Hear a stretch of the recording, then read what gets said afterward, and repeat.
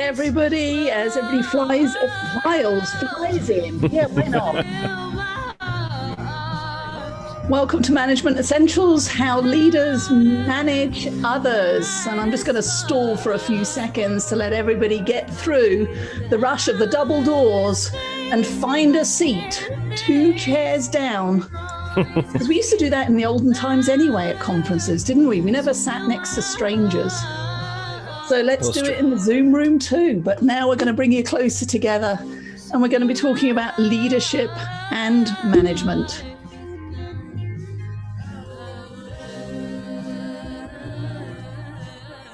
So the next 50 minutes is going to be a brief introduction to one of the new leadership offerings that the Wild Network are going to be providing.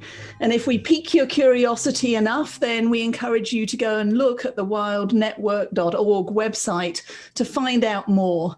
But Eric and I are going to be moving fast, and we're going to ask you to think about the essential qualities of effective leaders and managers.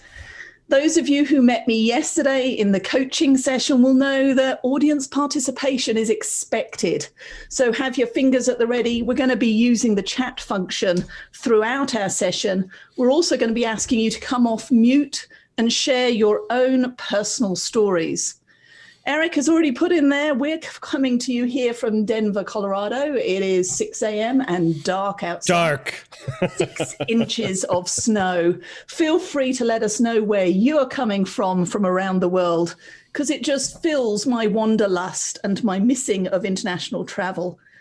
But Eric, what's one common mistake from all the work that you've done with leaders and managers around the world? What's one common mistake that you see them making? Yeah, well, especially in these distributed work from home times, one common mistake I'm seeing right now is leaders and managers being too focused on the task. They're not always remembering to check in on people. We get into this transactional pattern. And, you know, there was a loneliness epidemic before the pandemic and quarantines and work from home mandates. That's just exacerbated that situation. And I would say that in the research and work that we've done over the last 6 months, it's just underscored kind of what we're all about here, in that relationships matter. They matter now more than ever. What's interesting, Morag, is you said leaders and managers, and I think we use those words synonymously pretty often. What's the difference in leadership and management for you? Well, we're going to go into that in a lot more detail in the new Wild Network programs. But for us to hear today, whilst not everybody in the room and on this call may have people management responsibilities in our organizations, we are all leaders wherever we are in our careers, and we're influencing and communicating with those who work with us, for us, and around us. So if management is something that you do, leadership is something that we experience. And it was funny, as I got ready for this session, I got a little distracted and I went onto the interwebs to find out, to your point, what's the difference between the two. And once I'd got past the cat videos, I Googled the word leadership. So I'm going to pause. This is the first audience participation time. I want you to type in chat, how many results do you think came up comes up when you type the word leadership into a search engine? Straight into the Googles? Just straight into the Googles. How many results? Bemnet, 2,200,000. Lillian, there are not enough commas in there, but you look like you've written 10 million. Keep going. Hoa, hey, welcome back. Nice to see your name again. 75,988,000. That's a really specific number, so I applaud that. I do applaud that. Look, it's got some prettiness about the numbers there. 25 million. All right, so no. The answer was 2 billion, 770 million results. And I don't know about you, but it would take me a long time to read through those. So I thought, I know what, I'll narrow it down. Great leadership. 2,710 million. Not a lot of help. Doesn't take it down much, does it? It doesn't. So I know what, third time's a charm. How about awesome leadership? Now that I live in America, I've adopted the word awesome. The answer there was a paltry 119 million. And I'll offer a partial apology here, since Eric and I have contributed to some of these results with the articles and the books that we've written. But I thought, I know, one last. We're going to go with freaking awesome leadership. Talk about raising the bar. And not only that, I'm not going to spell it correctly. I'm going to put an apostrophe on the end.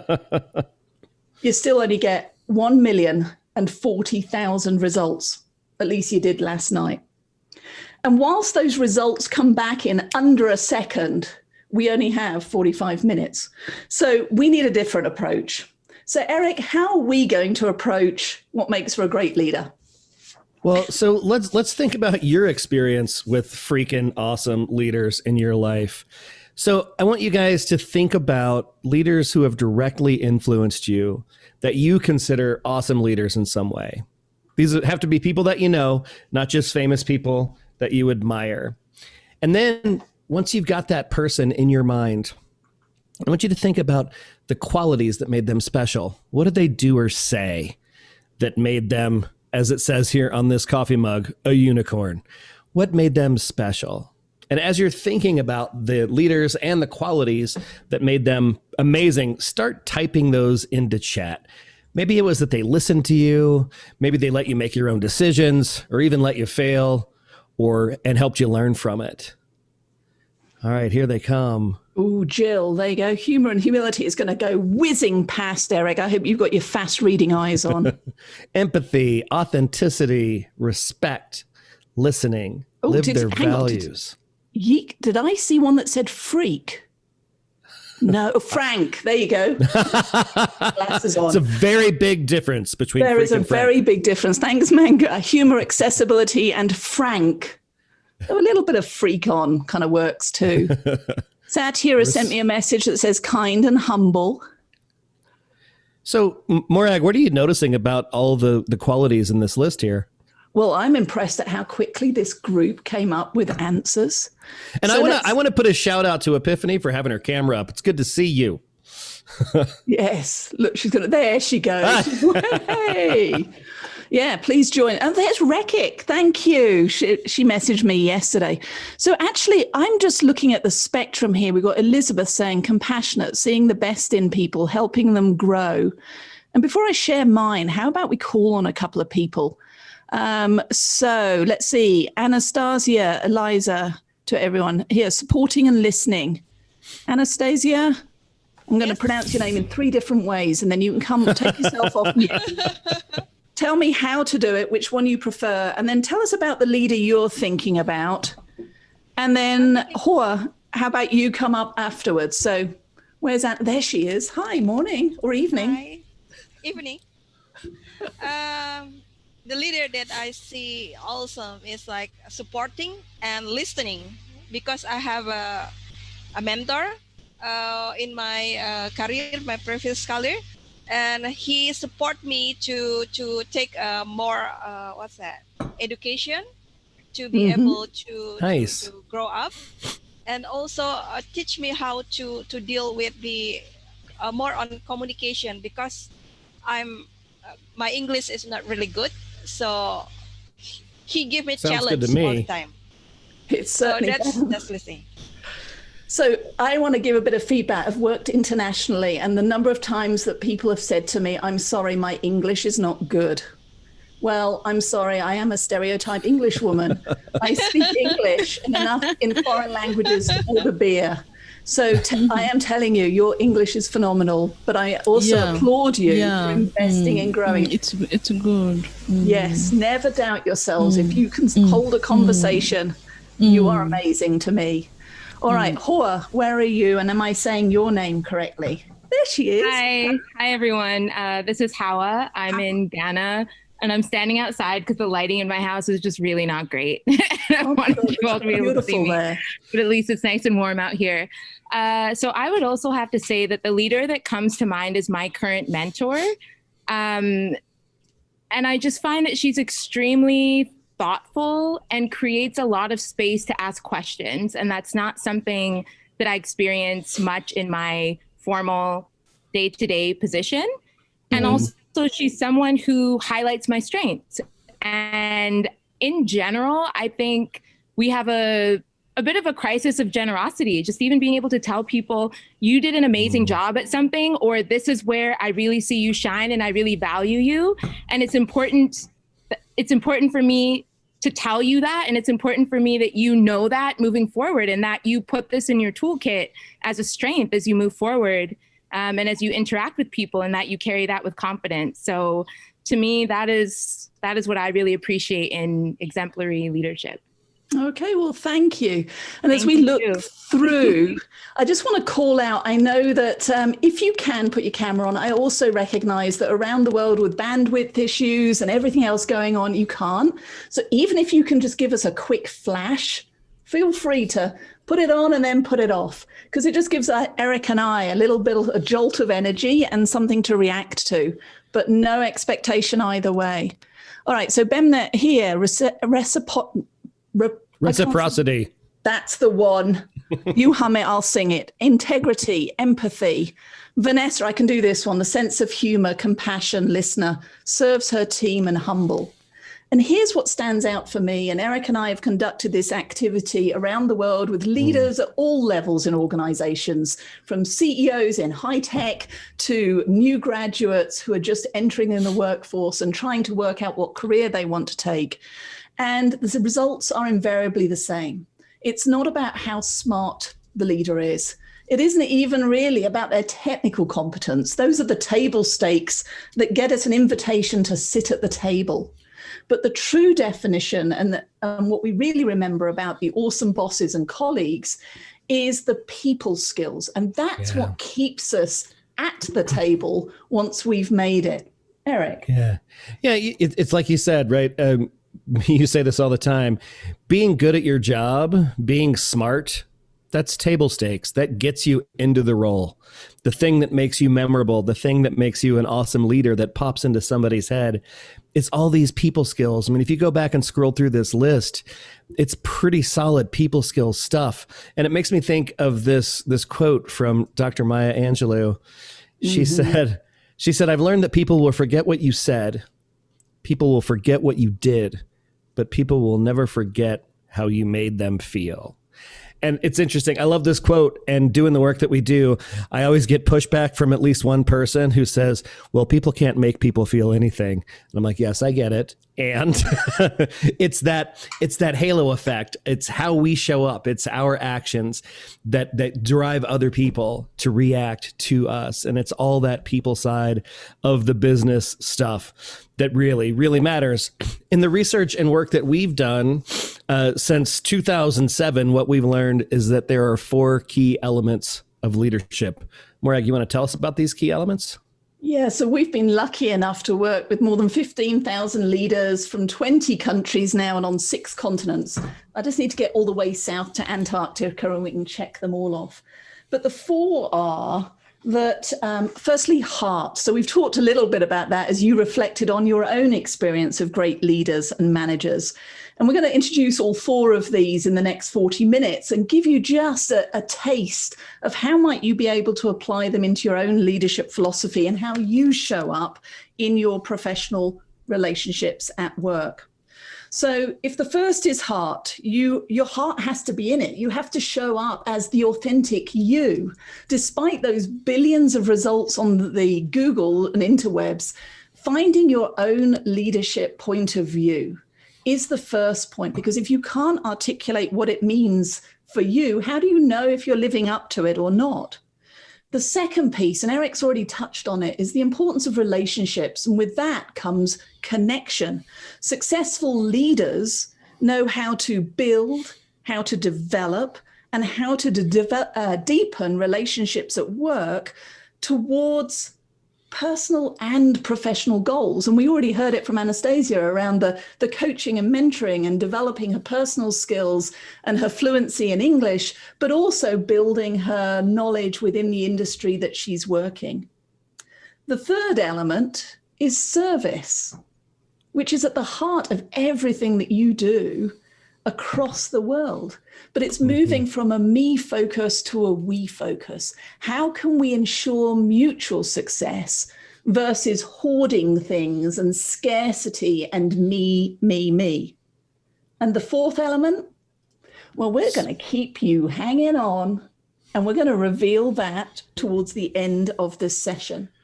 The key here is the more you practice, it's like any muscle, your leadership muscle, the more instinctive it becomes. And the more you internalize your leadership philosophy and style, the more you can then articulate it. And we're not going to ask you to do all four at once. It's just pick one thing that resonates for you from this conversation and then put that into practice, make it a new habit. And the rest of it, you can do it next year. Hey, Morag, do you want to break conference rules? Maybe. Do you want to live life on the edge? I want to live life on the edge. You know me, I love risk till it gets risky. Okay, so I give you all permission at this point to multitask for one task. I want you to grab your phone, grab your iPad, open up a new browser window, and the leader that you were thinking of earlier, your awesome leader, I want you to send them a message right now. You can say, hey, I'm at the Wild Network or the Wild Forum, and the facilitators made me think of an awesome boss, and I thought of you, and here's why. I dare you, I double dog dare you, and I'm looking at you all. I want you to send a message. And if you get a reply during the remainder of our time together, I want you to type it all in caps so I can quickly see it in the chat function.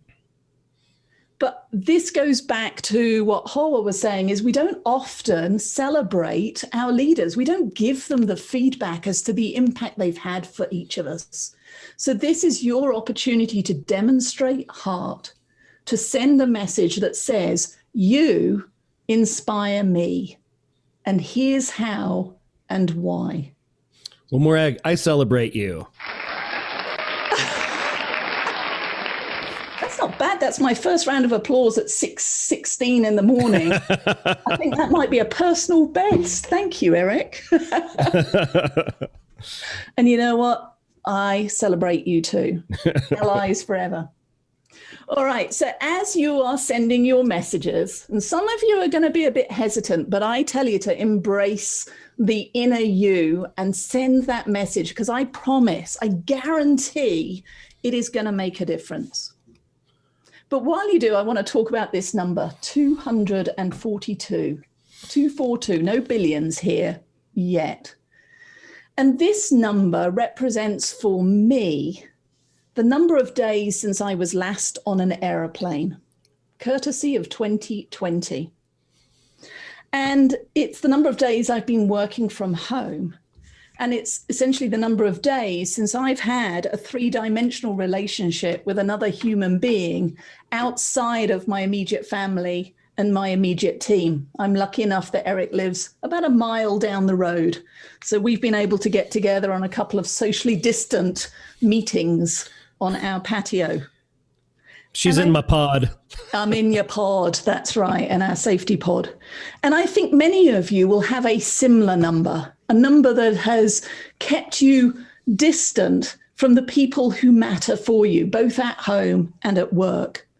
And for me, it was suddenly an epiphany as to no wonder relationships are feeling a little disconnected.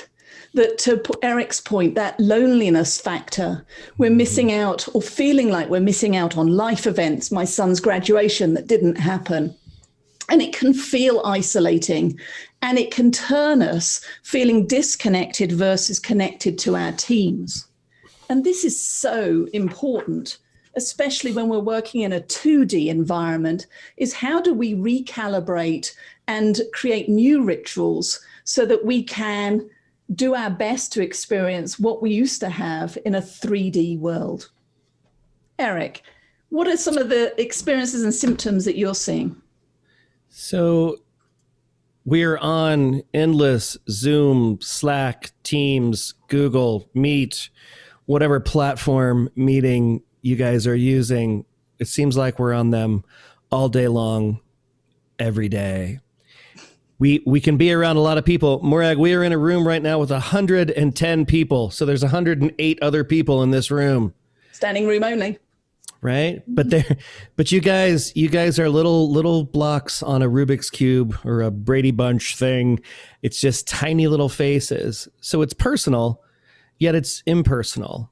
It's personal in that for some of you who don't have, fake backgrounds, I get a little peek into your world. I get a little peek into your home life. When we used to work remotely, we worked really hard to protect this square. This was the business square. And now with people homeschooling children, co-working with spouses, having parents and or other extended family in the house, we can't protect this square. People's cats walk through the frame. People's family members pop in. And so I learn a little more about you. If I worked with you before and I knew you were a parent, that's one thing. But when I see your 3-year-old and your 6-year-old climbing all over you during a meeting, I have a whole lot of different appreciation for the challenges that you're up against. So it's a trade-off, right? It's personal, yet it's impersonal because it's two-dimensional.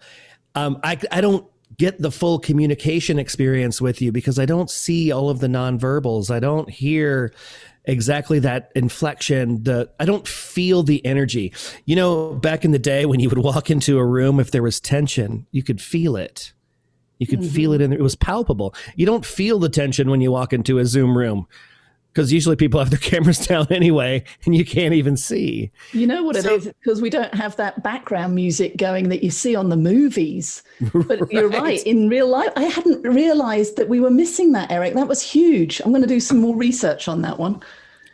Yeah. And, so if you think about it, right, we're also looking at ourselves most of the time. I don't know, hands up if in the old days you went into meetings carrying a mirror with you.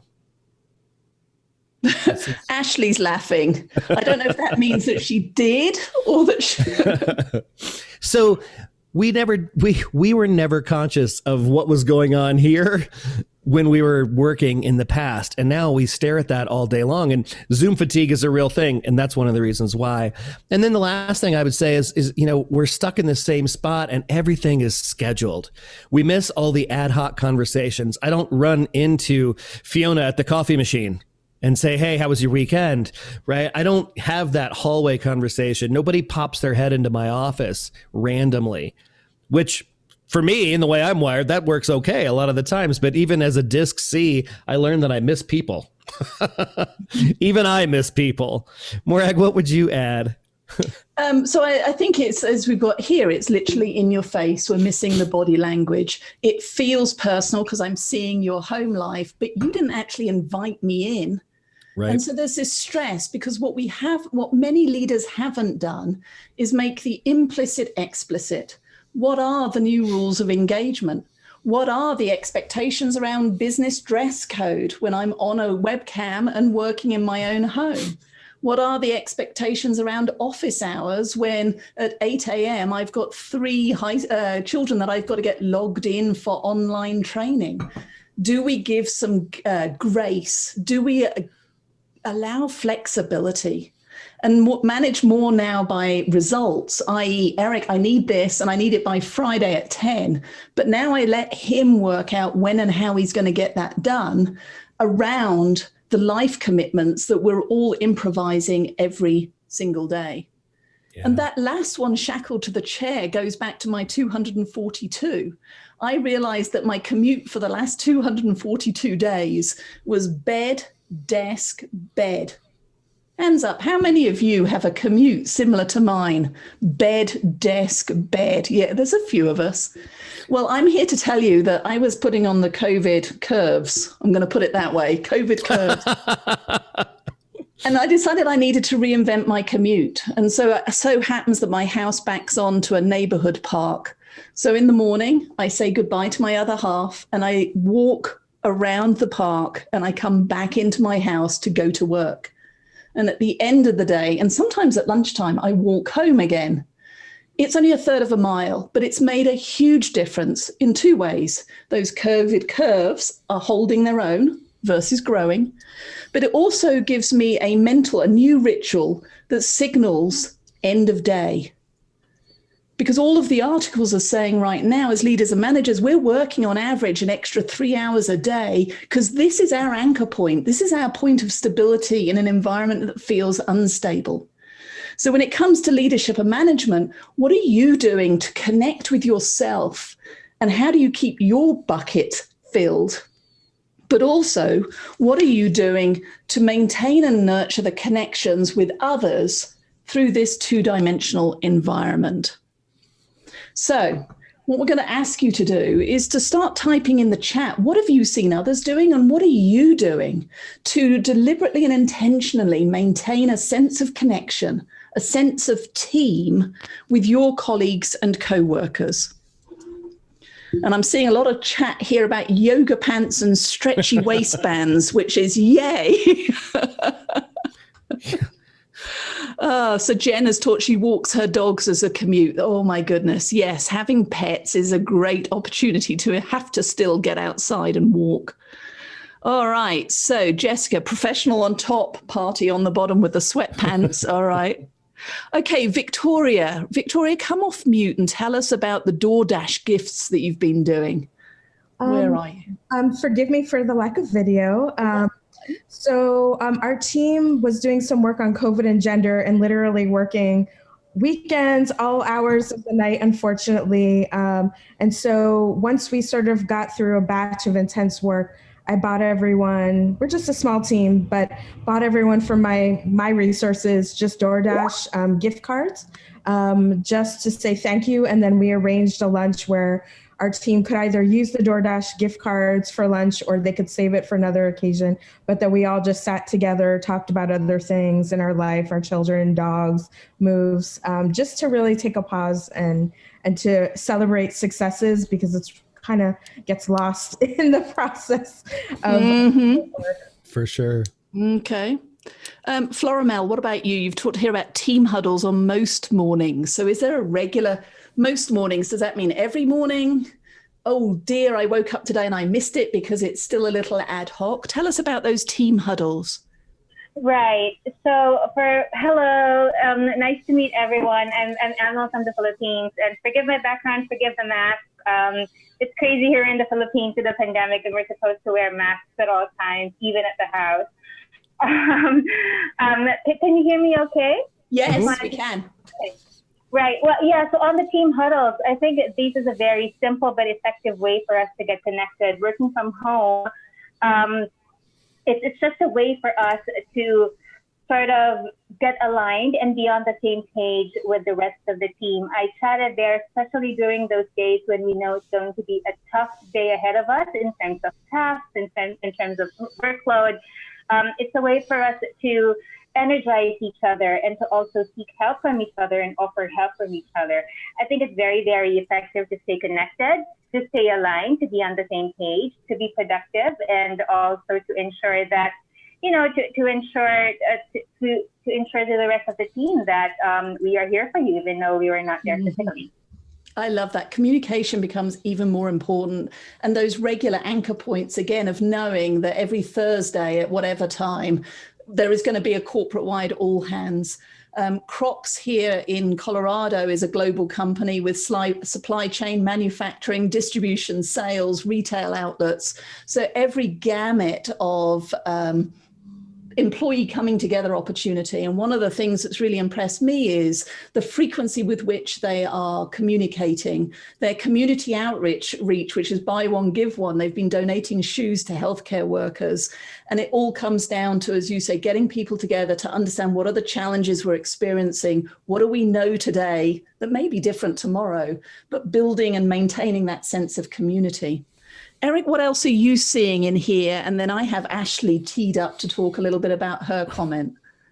Yeah, there's a ton of things in here. A lot of just checking in with people on non-work tasks, just on how things are going, who they are, doing happy hours, doing quiz nights, doing one-on-ones, team huddles in the mornings, especially if there's a heavy day, right? So another Uber Eats. And we've seen a bunch of these things with our other clients as well. I had a client the other day, they did a virtual wine tasting. which was a pretty cool thing. There's a service that will send a box to each of the participants with little mini bottles of wine, and or mini bottles of fancy juice if you're not a wine person. And you can either self-guide the tour, or they will provide a sommelier on your Zoom call to walk you through. And then the leader, combined that with some food delivery. So everybody was eating the same hors d'oeuvres and having the same wine experience. I just thought that was a cool sort of one-up on the Zoom happy hour idea. And I love that, because that reminds me of our friend and colleague, Ben Whiting. Ben is a phenomenal magician, and a number of our clients have been retaining him to do happy hours, because he does a full magic show, all interaction. And it blows my mind every time I see him do it, because even though we're not in the same room, you just get captivated. So be creative. Go on then, Eric. Sorry, that sparked another thought. Yeah, no, sorry. Sheena just put into the chat Kudo board, and I had forgotten about Kudo board. Yes. And you guys did one for me mid-pandemic about 3 months ago, which was amazing. So a Kudo board, and you can see it's KUDO boards. It's an interweb service. We created it for Eric, and we just sent out the link to friends, family, colleagues, clients, and we were able to post photos and messages and just acknowledgements of how much we appreciated Eric. And at a time where he was going through a number of different things, it made your day, didn't it? Well, and I find myself going back to that. You know, I left it as an open tab in my browser on my phone. And sometimes when I hit Safari and I just kind of start scrolling through my open tabs, I'll see it and I'll go through and I find myself rereading almost all of it again. And it makes me feel so good. It does. Good. It means you feel connected and not isolated in these four walls that doesn't have 108 people hiding underneath the desk. Right. So I do want to come back to Ashley, because Ashley commented on the fact that she's new to her team and she's never met them. She's been onboarded since we've all been working in a distributed environment. And some of you will have colleagues going through the same. So Ashley, come online. What was that experience like, and how do you get to know your colleagues? Yeah. Yeah. Sorry. I started at DevX in June. So I've never met anyone in my organization, which is kind of funny to think about, even though I feel very close to them now. Onboarding was very challenging, though, because I feel like when you're with people, you learn what to do with your spare time. Like, you do a project and you're done. You're like, oh, I've done it. But now what? What do I do? When you're in the office with people, then you collaborate on different things. You learn more quickly. And it definitely took more initiative, I would say, on my part to read a lot, make sure I was up to date on different things going on in the industry, as well as just being able to go outside my comfort zone and messaging people I don't know on Slack, being like, hi, I would like to meet you. I'm new. Let's have a coffee. Yeah, and it was interesting, but definitely challenging at first. You can't be shy to do it. You have to really step outside your comfort zone.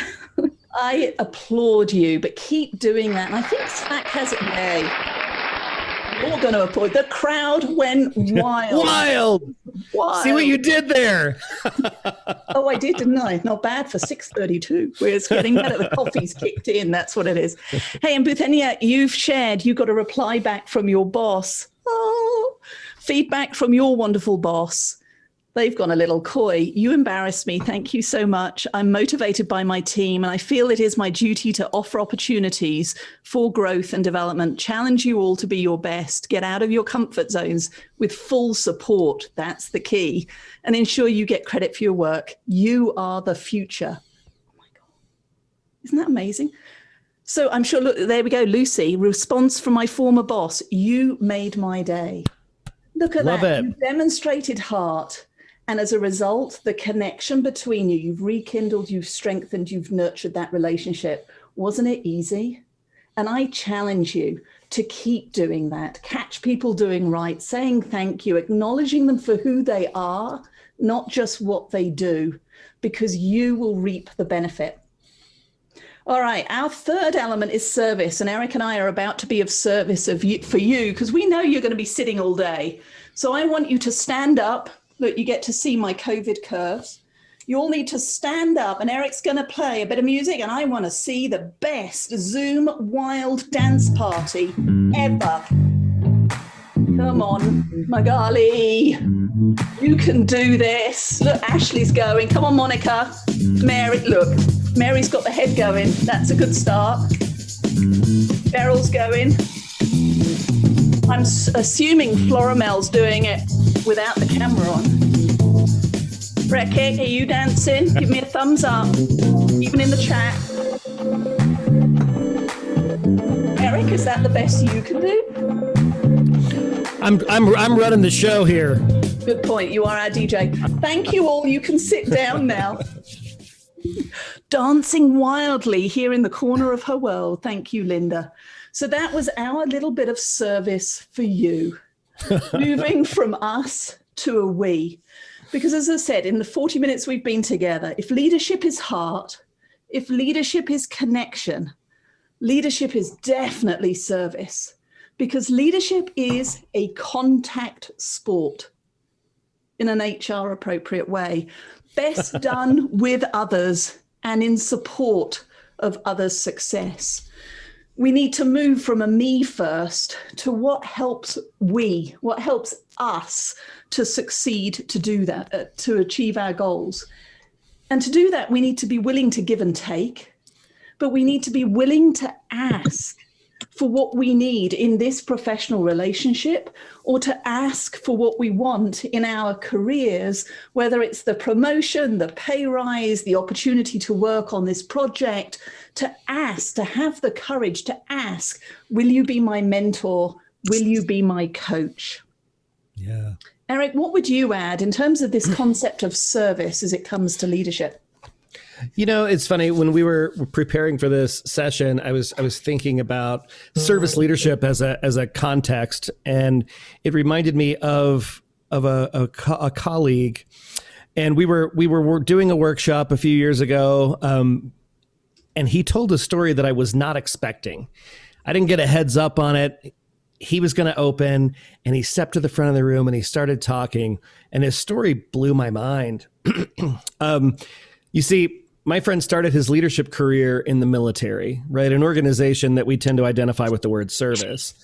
And in one of his early deployments, he told this story about being sent out to deliver some supplies to a forward base up near the front lines, right? Just a regular day at work for him. They're in the desert and it was hot. And he noticed that some of the guys in his platoon were not wearing their helmets. Now, as his leader, right, it's his obligation to put safety ahead of comfort, and it was the right thing to do. However, he wasn't wearing his own helmet. He wasn't walking the talk. So to make a short story long here, they got into some trouble, and he and several other folks got injured. My buddy made it home, but one of the folks on his team, sans helmet, did not. It's a leadership lesson that plagues him to this day. And I realize that most of the work that we do don't involve literal life or death choices, and that this is a bit of an extreme story, but I share it with you just to highlight the concept of service, the focus on the we. It's a critical component to effective leadership. Service-based leaders put the team first, put the group first. So we've talked about heart. We've talked about connection, and we've talked about service. Before we reveal the surprise fourth element, what questions do you have for Morag or me? Actually, should that be Morag and I? I always get confused on that bit of grammar. See, no, Yvette said no, so she's a yeah. I believe her. Because if I took your name out, I would say, what questions do you have for I? Oh, yes. I've learned something. That's two things for you this morning. It is like, oh my God, it's the session that gives, and I'm going to take an education. Ironically, on an aside note, by the way, I was once introduced for a keynote where the opening person read my bio, and because I have an accent compared to Americans, allegedly, she actually said she's not from around here. She doesn't speak English. I could look at her sideways going, no, it's our y'alls that don't speak English. All right. I still can't. Hey, Morag, before you go on, looks like Nadia Levesque got a response, and her response here is, go on, read it. Yeah, the irony is that I think you are even better leader than me. I routinely look at you in amazement. You never lose your cool and are so patient. And Nadia, how are you feeling about all the love that's coming in on the chat for you? This is good stuff, right? I know. I'm so, I don't even know what to say. I was, this person is so amazing that she came in as a really strong-minded person, and I was like, oh dear, this is going to be tough to be supervised by someone like that after a very offhand type of leader and boss. And she never ceased to amaze me. She is, she's definitely someone I'm looking up to. And then for her to tell me that, I'm just like, wow. I'm emotional right now. I don't know what to answer her. That's awesome. Take this moment and soak it in. It's good stuff. Hey, Morag, a question for you. Yes. Lillian asks, is it okay to openly acknowledge leaders with a thank you message in the office?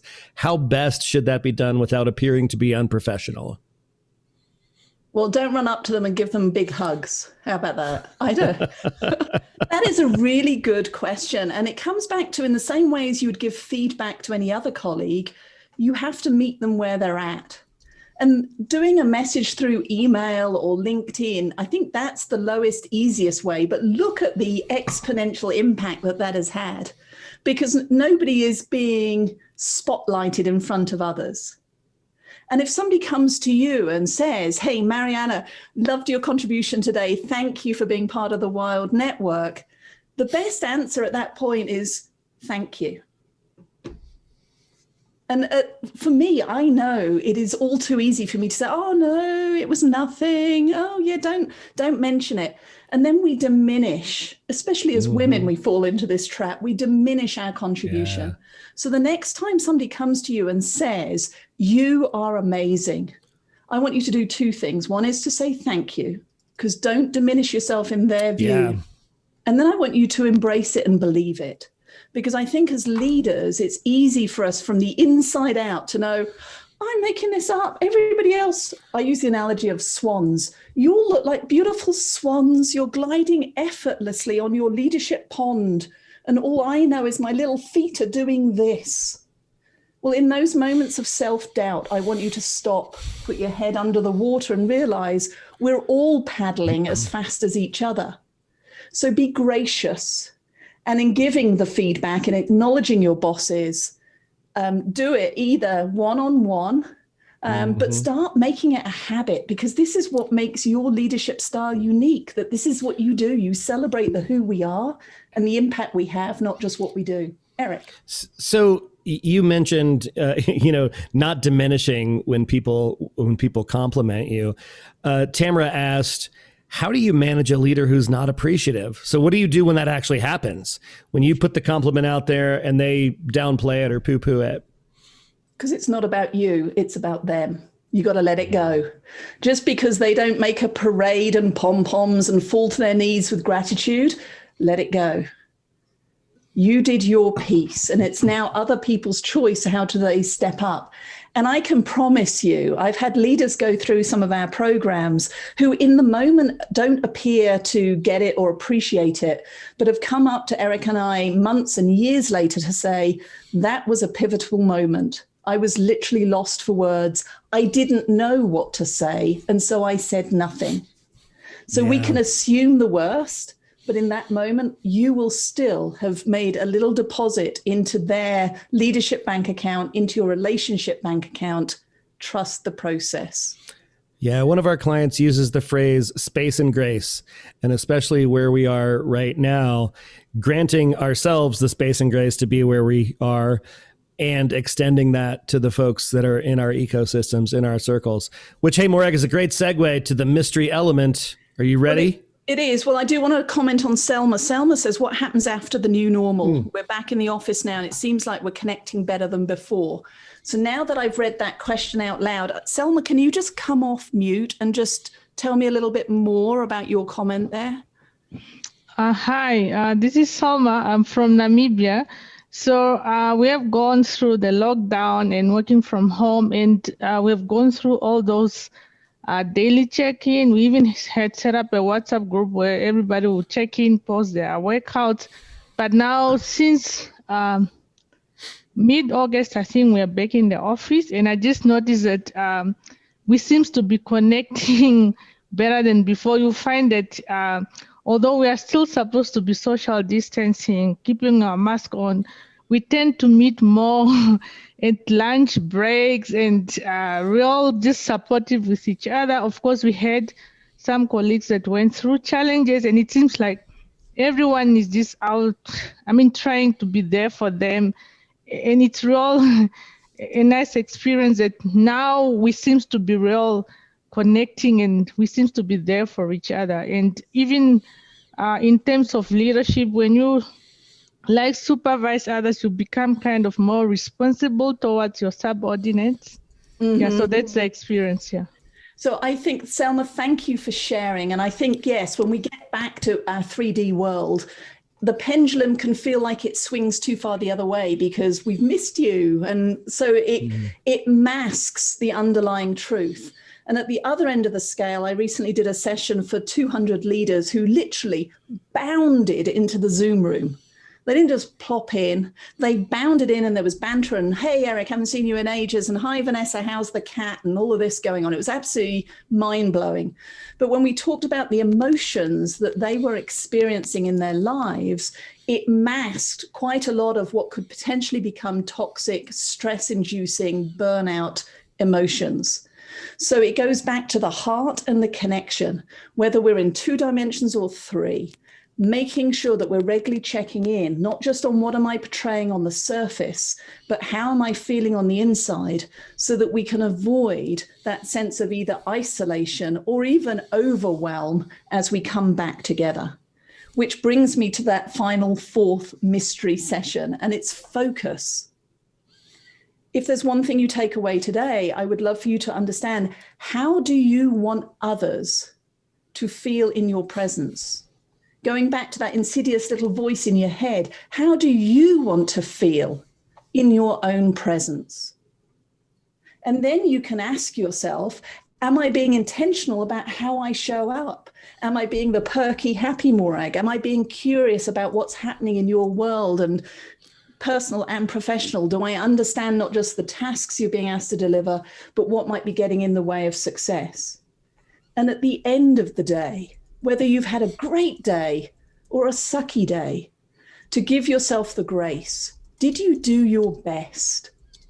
And wherever it landed, how are you going to change your game and be intentional about how you show up tomorrow, so that you can nurture those connections and that experience of what does it feel like to be in your presence?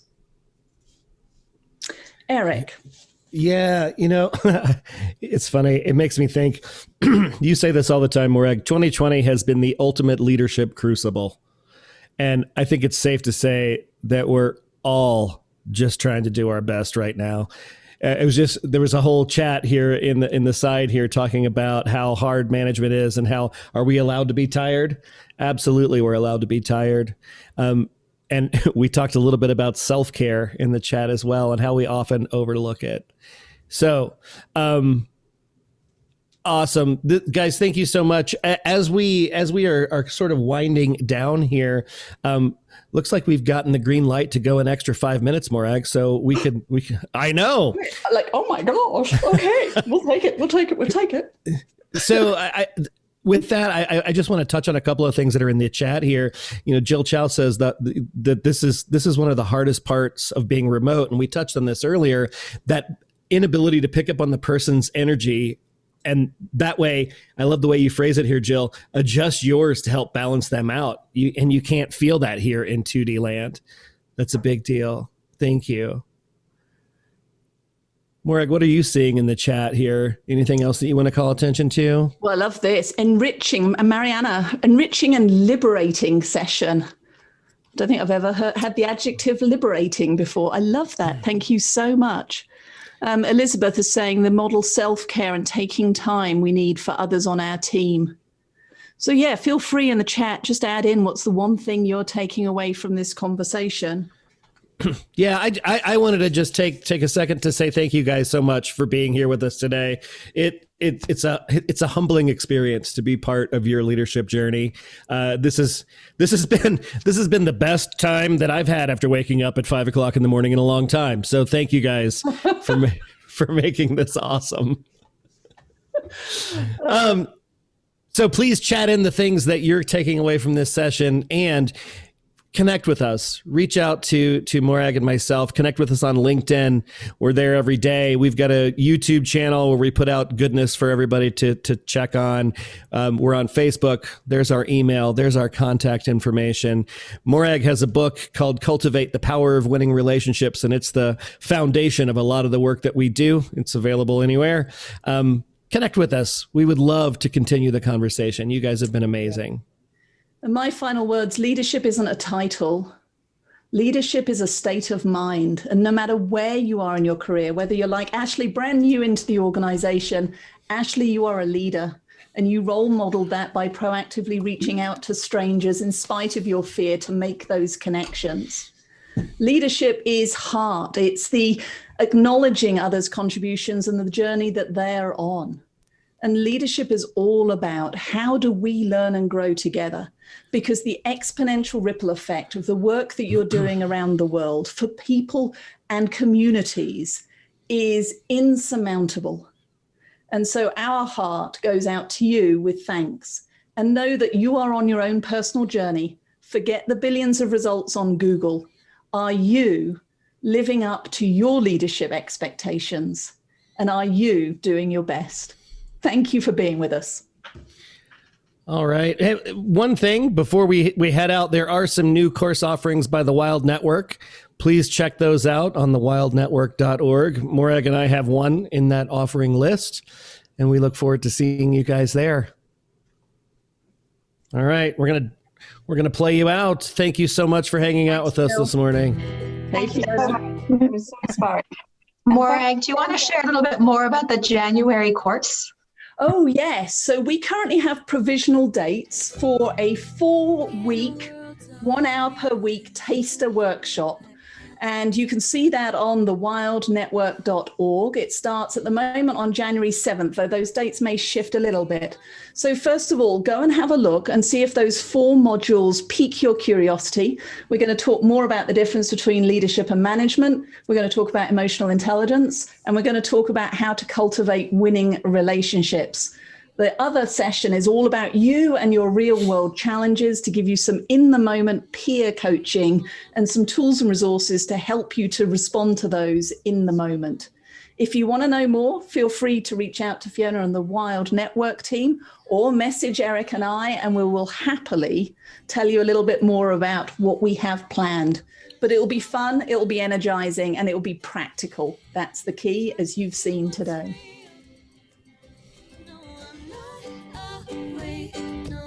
I'm a dreamer, and when I close my eyes